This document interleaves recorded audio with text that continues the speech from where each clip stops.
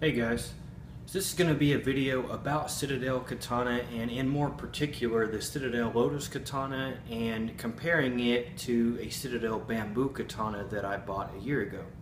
So before I say anything, I just want to state that I am a big fan of their products. I'm a repeat customer, I've bought two now, and while that's not a whole lot, I feel like it's just enough to give you some information on what to expect if you were to buy a Citadel Katana new.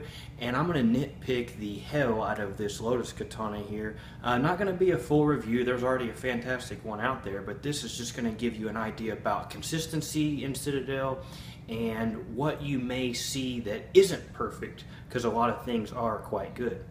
So first, just some quick info on purchasing the two swords from two different places. One I got from Cult of Athena, and one I got straight from Cast Siberia.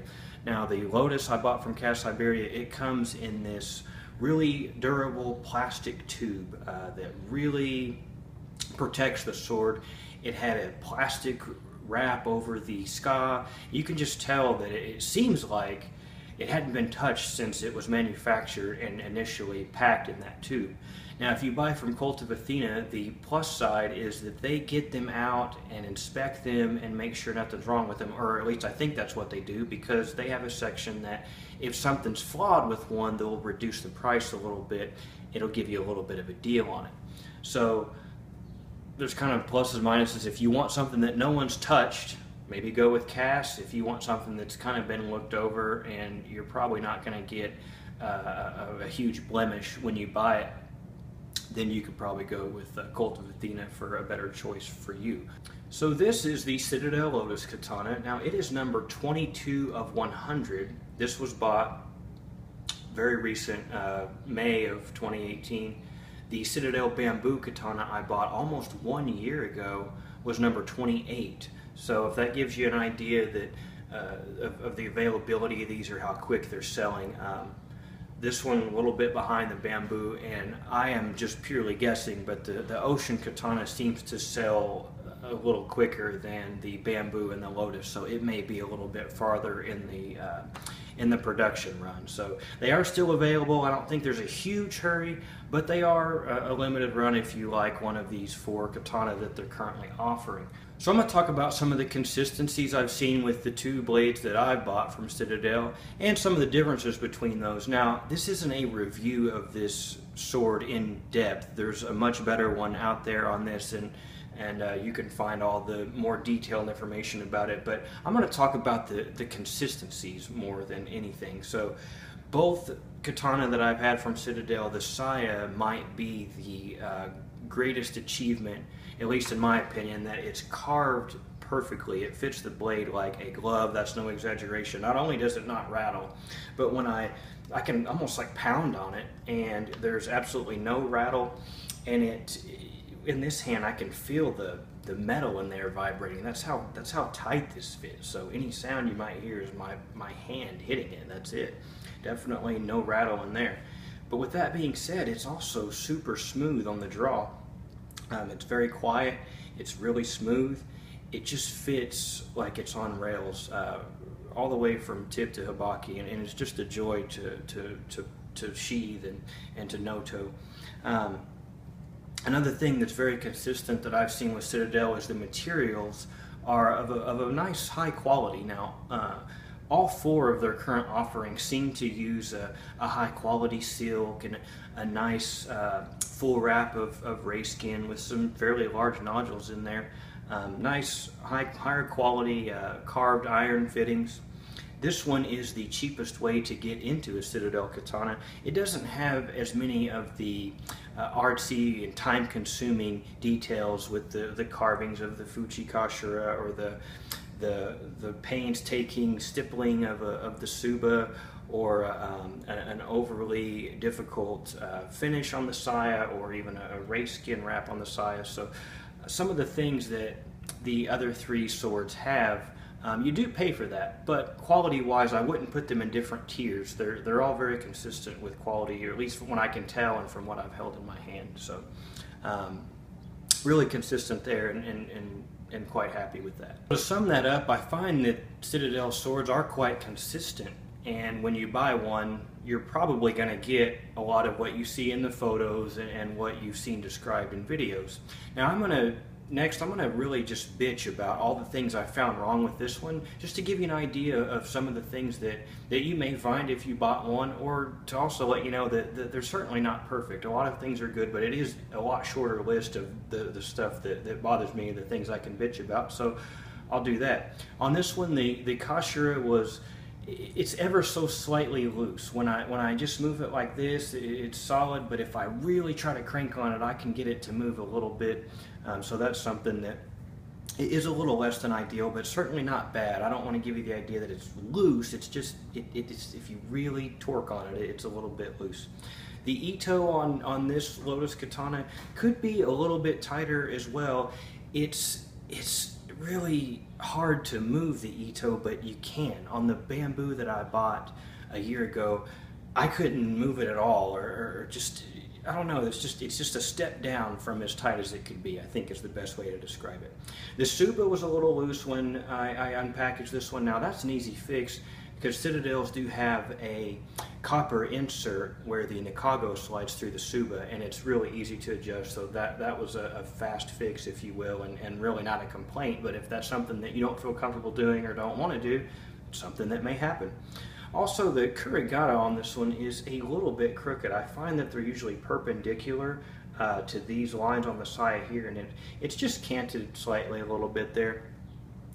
Another thing I noticed on the bamboo katana that I had is the blades seem to have a twist in it. Now, what do I mean by that? Let me show you.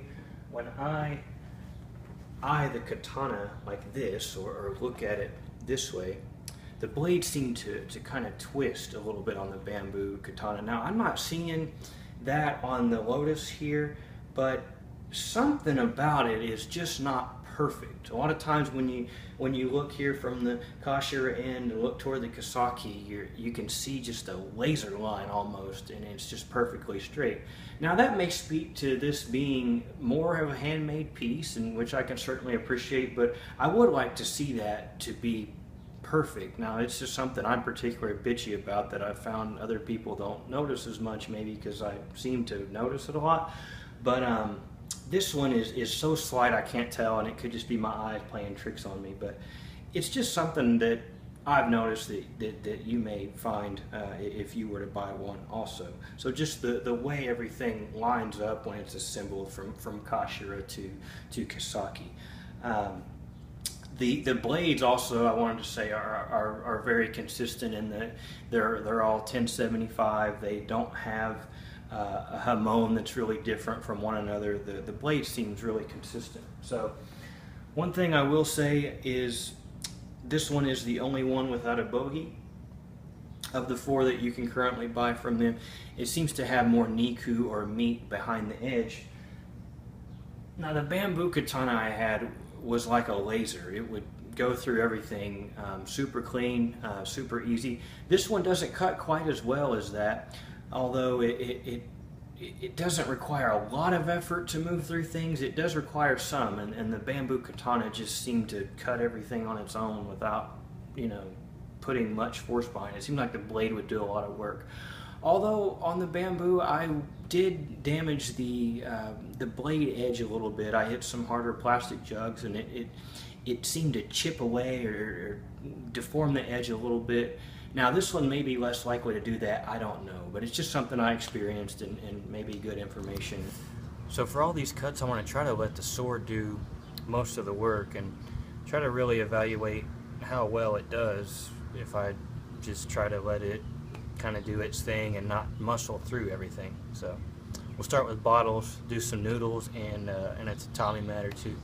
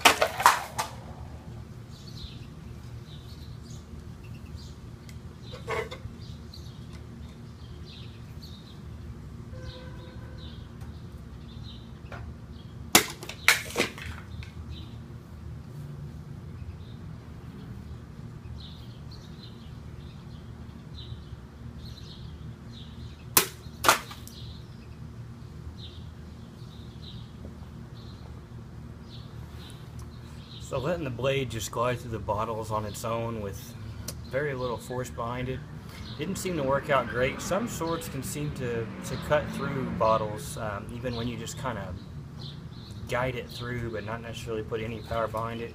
When I did put some force behind it, it cuts nice and clean and everything. So it may not have the best blade geometry to just pass right through a bottle, but certainly does the job well and felt great doing it.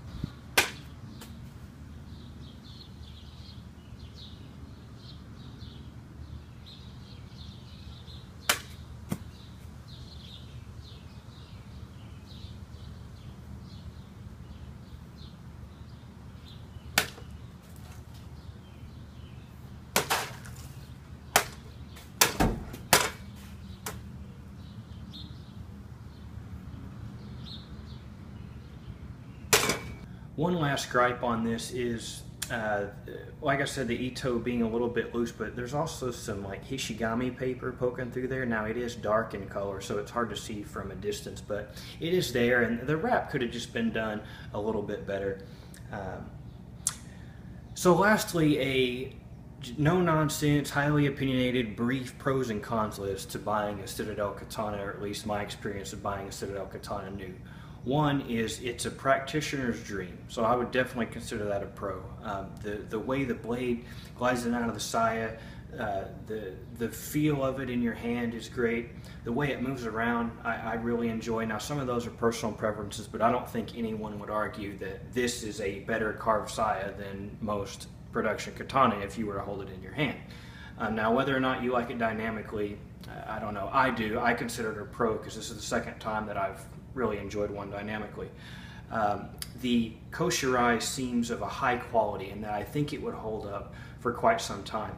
The blade, I don't know if it's the best blade out there. I don't know. I really can't compare it to others well enough. I didn't have a large enough sample size, but koshirai, absolutely a higher quality than what I've seen out there, koshirai, or production-wise rather.